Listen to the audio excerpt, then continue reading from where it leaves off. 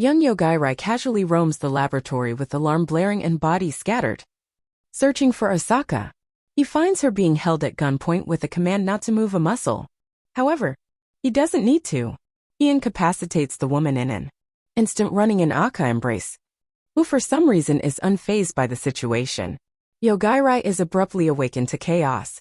During a school trip by Tomo, he remarkably slept through the entire ordeal. A colossal wyvern is attacking the bus. After leaping back, the wyvern heads straight for them for the kill. Tomo fears the worst, but Yogairai remains composed and utters a word, instantly causing the wyvern's death. In the aftermath of the chaotic encounter, Yogairai maintains a calm and collected demeanor, playing his Nintendo Switch with nonchalant. Wondering what happened, Tomo, still shaken, recounts the events that transpired. They were on a bus heading to their field trip, and on the other side of the tunnel they drove into a sunny meadow. A sage named Cheyenne greeted them, incapacitated their teacher, and delivered a failed joke about her attack power being 530,000. Since no one laughed, she decided to kill the driver. Cheyenne summoned them to her world, revealing that all of them are prospective sages in a realm governed by sages. The sages need to replenish their numbers. Cheyenne implemented a system called Battle Song in all of them. Although not every student received it, a power enabling them to view their own stats. Cheyenne sets a 1-month deadline for them to prove themselves as sages. Tomo didn't receive anything, being informed that some are not suitable for this path. Those who fail to become sages will become livestock for Cheyenne. With their first mission due in 1 hour, Cheyenne wishes them the best, cautioning against getting wiped out. Those who glowed receive an explanation of the mission. A dragon is approaching, and they must devise a plan to confront the impending attack without hesitation. Suguru from the general class takes charge to formulate a plan. He instructs everyone to share their stats. The individuals who didn't glow include Tomo, Ayaka, Yuichiro, and Yogairai, the latter somehow sleeping through the commotion without addressing the outcasts. The gifted students exit the bus. Attempting to follow, Suguru orders them to stay, demonstrating his gifts enhance physical abilities at level 1. Deeming the 4 as burdens, Asuha, a beauty coordinator, possesses the ability to manipulate monster aggressiveness towards specific targets, designating them as decoys.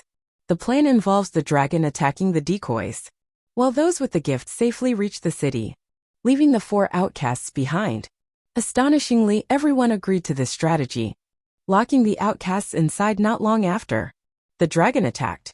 Amidst all the chaos, Yogi's primary concern revolves around how he'll charge his Switch in this new world. Upon disembarking from the bus, they are faced with 3 choices: hills, city, or forest. However, before a decision is made, 3 classmates approach them. Flying through the air, Yogairai considers killing them, but Tomo intervenes nevertheless. Yogairai contemplates the possibility that leaving them behind is something only killers would do, making the flying students potential threats. As they draw near, the group observes the dragon dead and the 2 students still alive. Damon, the healer, expresses a sinister intention to turn Tomo's corpse into a zombie. Ryosuke, the hero, and Yoshiaki, a necromancer, reveal their malicious plan. The hero showcases his powers by casting a fireball nearby, asserting that resistance is futile. Their sinister goal is to use Tomo for their own satisfaction. In an instant, Yogairai points at the hero and utters "die." Laughter erupts from the others, but it abruptly ceases when the hero collapses lifeless on the ground. Despite warning them not to move, the necromancer disobeys and meets the same fate as the hero. Yogairai issues another warning to the healer, but allows him to check if the others are truly dead. Despite the healer's attempts at recovery magic, it proves futile. Yogairai possesses the ability to cause instant death to any target by merely thinking about it. As the healer approaches with hostile intent, Yogairai stops him, revealing his ability to sense such intentions. It becomes evident that no one can triumph against him. Yogairai questions their arrogance, and the healer discloses that this isn't their first time in this world. A short while ago they were summoned to defeat the demon lord, spending about a year on adventures. After successfully vanquishing the demon lord, they were returned to their original world with only a few hours passing there. Having extracted valuable information from the healer, Yogairai contemplates killing him to eliminate potential future issues. Desperate to survive, The healer reveals a rare magic item that can turn one into a servant, suggesting that Tomo could control him with it. However, when he puts it on, Tomo is repulsed by the idea and instructs him to stay away. She then transfers ownership of the healer to Yogairai, thwarting the healer's plan to get closer to Tomo.